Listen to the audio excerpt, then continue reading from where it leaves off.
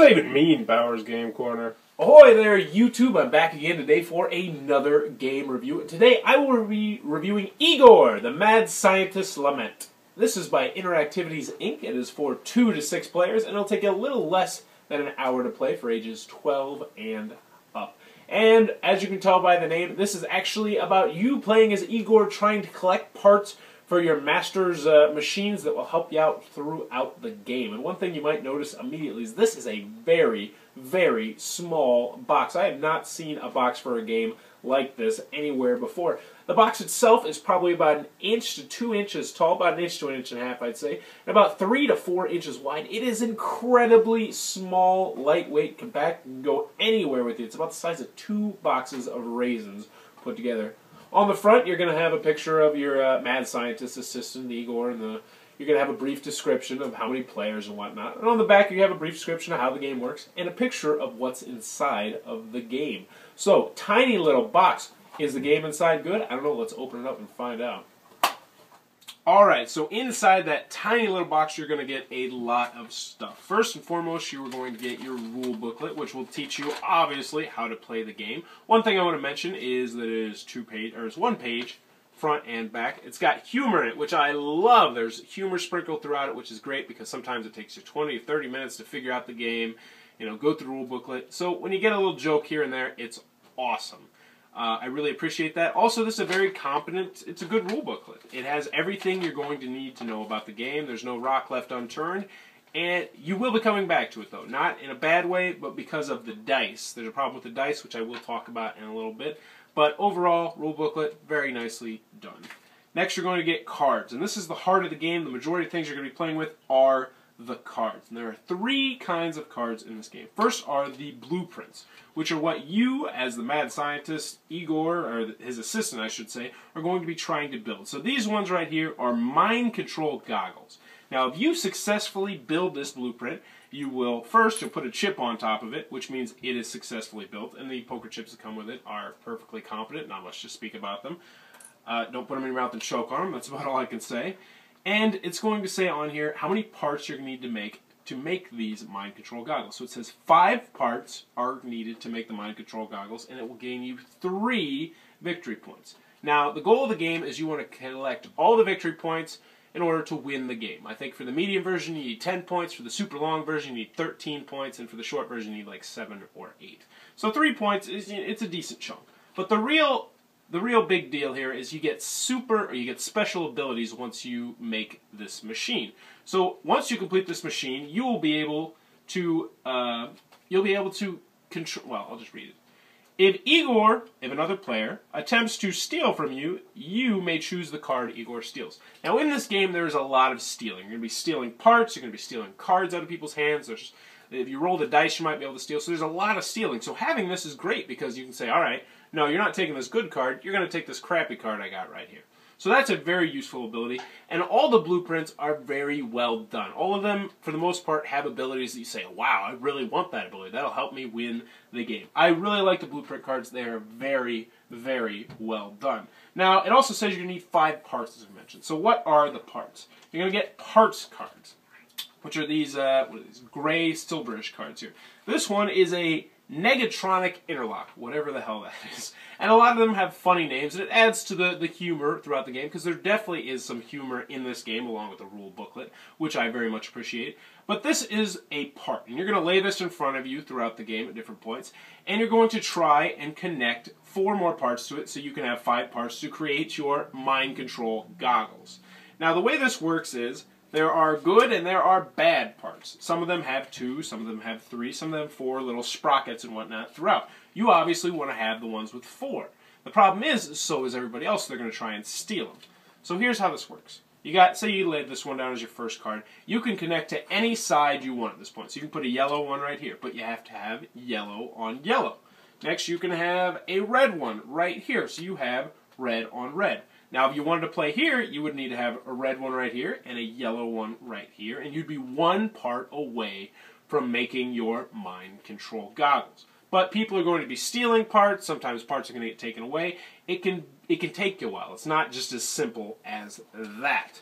Last kind of cards you're going to get are special cards, the Bwahahahahahahaha cards.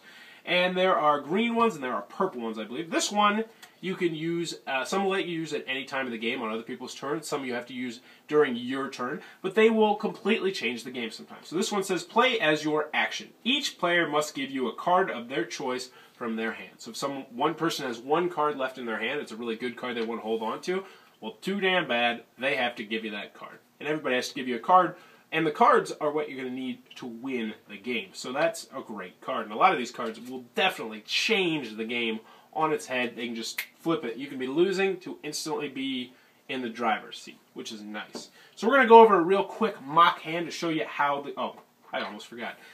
Oh, my big grievance. Last, you're going to get this dice, which is very, very nice looking, and this is what you'll be using to play the game of Igor. You're going to roll it at the beginning of your turn, and that's how you'll decide what you're going to do for your turn. So we're going to do a real quick mock hand, and I'll show you the setup. We're going to play with 3 players, so you're going to get 7 cards from the get-go. You're going to have a junkyard pile, which will be 5 cards face up, and then you're going to have your draw pile, which will be over here. And you're going to be doing this. So the first thing, you're going to grab your 7 cards, you're going to look at them, and you're going to roll the dice at the beginning of your turn. Now, you're going to roll the dice and see what you get. So in this one, I've got Igor, look, it's hard to tell, but it looks like he's rummaging through a scrapyard. So what you're supposed to do is you're supposed to go back to your rule booklet every time and try and figure it out. But the problem is the pictures on the rule booklet are so small, and this is not in color, so you can't really see which one it is. Now, I think what they did realize is they have just the dice on the side, and you will end up playing with just the dice, which isn't as cool as this little dice, because this is a nice little dice. But you're going to end up playing with the dice, which is just fine. It's still a competent game. So I'll roll the dice and we'll see we got a 1. So it says, steal a part from a device being assembled and immediately put it in play. So that would suck to be the first one to get this because, as you can see, no one is building a part.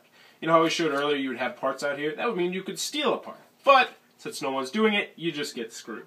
But there's 6 different things you can do. Well, there's 5 actually. And then some of them let you play 2 parts during your turn. Some of them let you draw from the junkyard pile. Some of them let you draw 2 cards. There's a lot of different things you can do. And the 6 also is the best one to get. If you get a 6, or whatever it is on here, you're allowed to do whatever action you want. So you might be able to take a card from here, a card from here, or take a card from someone else, or play 2 cards. So you're really hoping for 6. But anyway, let's just say we got the 1, which means we can't do anything. So what we're going to do is we have a choice. We can draw a card from this pile right here, or we can play a card. What you do is you have to lay your blueprint first. So you can play these, but it's not going to help you right now because you don't have a blueprint. So you're going to be looking through the deck trying to find a blueprint, and when you finally do find a blueprint, you're going to lay it down in front of you. Then, your turn's over, this player goes, they roll the dice, repeat. Now, if they get a 1, they can go ahead and steal this part. And then they still get to play another part. So they might say, alright, well, I'm going to play another part right here, and I'm good to go. I got 2 parts.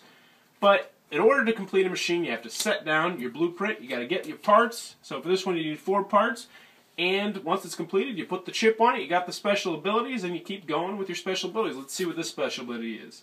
If Igor tries to steal from your hand, you may force a reroll. So that would say, I'm going to steal from you, and say, oh, no you're not. You're going to reroll the dice, and they might play 2 parts or what have you.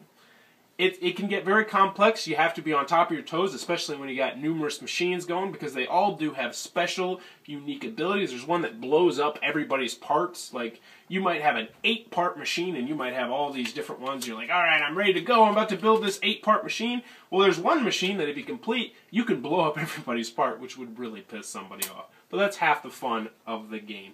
Interesting concept for a little game. And what do I think about it, huh?